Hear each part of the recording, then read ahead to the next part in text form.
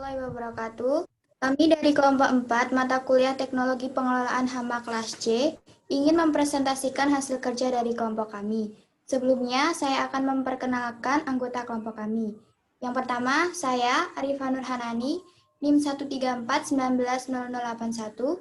Kemudian ada Vicky Aditya Pratama, NIM 134190064, Dewi Anggraini Sekarwati, NIM 134190078, dan Madunastiti, NIM 134190079. Pada kesempatan kali ini, kami akan mempresentasikan materi tentang aras keputusan ekonomi pengendalian hama. Ambang ekonomik. Ambang ekonomi atau AE merupakan istilah yang sudah dikenal dan digunakan untuk pengambilan keputusan pengendalian hama sesuai dengan konsep pengelolaan hama terpadu atau PHT. Konsep AE lebih menekankan aspek pengambilan keputusan kapan dan di mana petani harus menggunakan pestisida agar tindakan tersebut efektif menurunkan populasi hama dan mencegah kerugian lebih lanjut serta meningkatkan keuntungan usaha tani. Menurut Stern dan kawan-kawan, AE merupakan kepadatan populasi hama yang memerlukan tindakan pengendalian untuk mencegah terjadinya peningkatan populasi berikutnya yang dapat mencapai aras luka ekonomi atau ALE. Ambang ekonomi ditentukan oleh 3 faktor.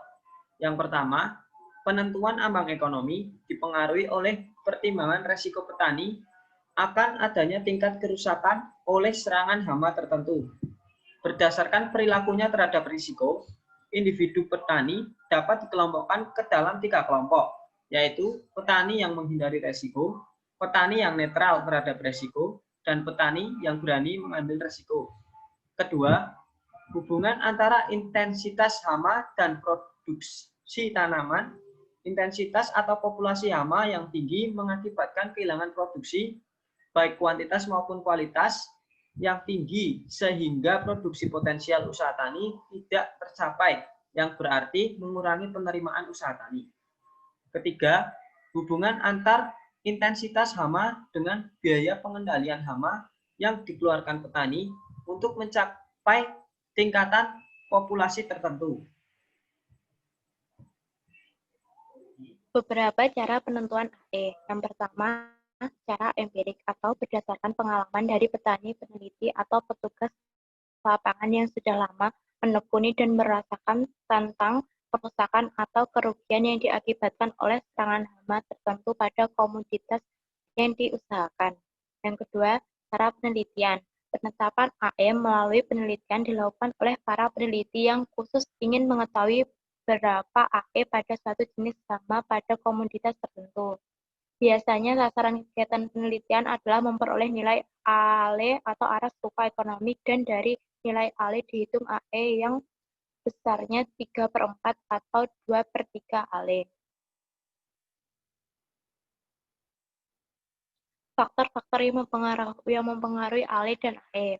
Banyak faktor yang mempengaruhi nilai ALE dan AE, termasuk jenis varietas tanaman, fase tumbuh tanaman, instar hama, lokasi pertanaman, dan lain-lain. 4 faktor yang paling penting yaitu harga produk, biaya pengendalian, derajat luka yang diakibatkan oleh individu hama, kepekaan tanaman terhadap serangan hama. Semakin tinggi ALE atau AE, penggunaan pestisida menjadi semakin jarang atau semakin sedikit.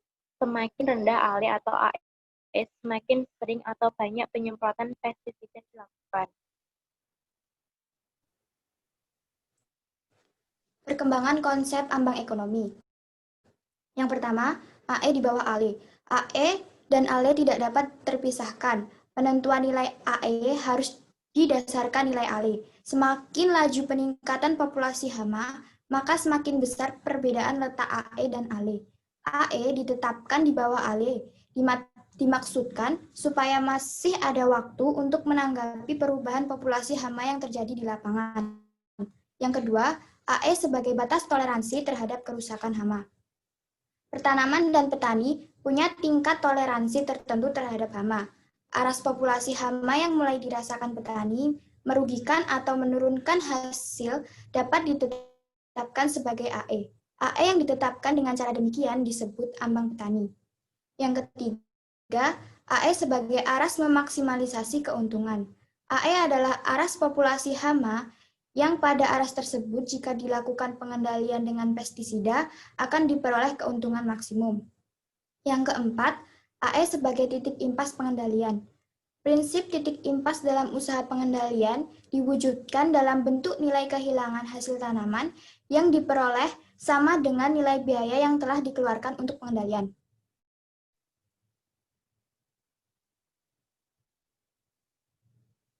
Teknik percobaan untuk memperoleh fungsi respon tanaman.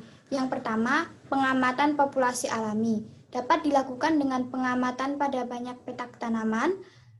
Yang kedua, pada tiap petak diamati populasi hama dan besar kerusakan yang ditimbulkan. Yang ketiga, dari data populasi hama dan besar kerusakan, dapat dibuat garis regresi dan diperoleh angka besarnya kehilangan hasil.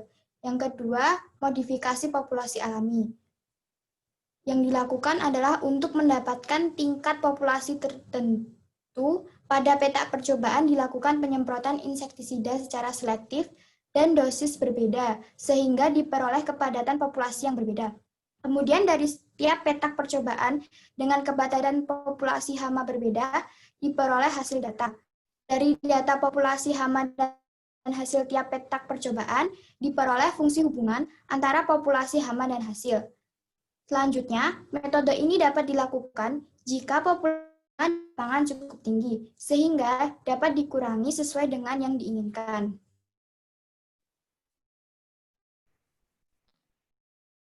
Menggunakan populasi buatan. Untuk metode ini perlu dilakukan pemeliharaan hama di laboratorium, kemudian sejumlah populasi tertentu diinvestkan pada petak-petak percobaan sesuai dengan tingkat populasi yang diinginkan. Dengan metode ini akan diperoleh kurva respon populasi hama dan keinginan hasil yang ditimbulkan. Karena dalam percobaan ini, tanaman dikurung dengan rumah kasa, maka perlu diperhatikan pengaruhnya terhadap pertumbuhan tanaman dan populasi hama. Simulasi pelukaan. Untuk meniru atau mensimulasi keadaan tanaman yang luka akibat serangan beberapa tingkat populasi hama, dapat dilakukan dengan pelukaan buatan dengan cara membuat lubang-lubang pada daun atau dengan cara lain. Dari beberapa tingkat pelukaan buatan tersebut, dapat diperoleh hubungannya dengan sebelum metode ini dilakukan, perlu diketahui pengaruh pelukaan buatan ini terhadap pertumbuhan dan fisiologi tanaman. Penggunaan ambang ekonomi dalam praktik pengendalian. Yang pertama ada tanpa menggunakan nilai ambang.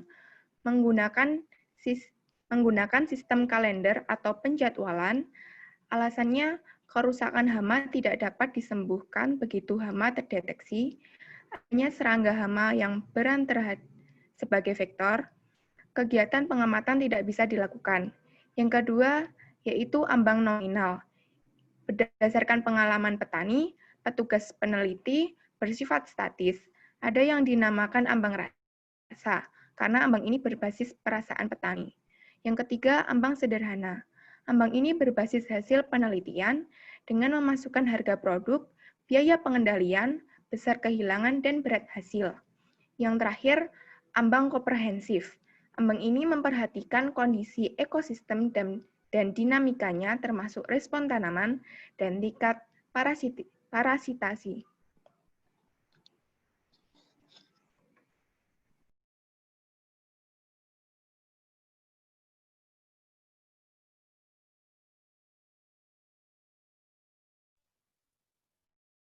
Saya rasa sudah cukup presentasi dari kelompok kami.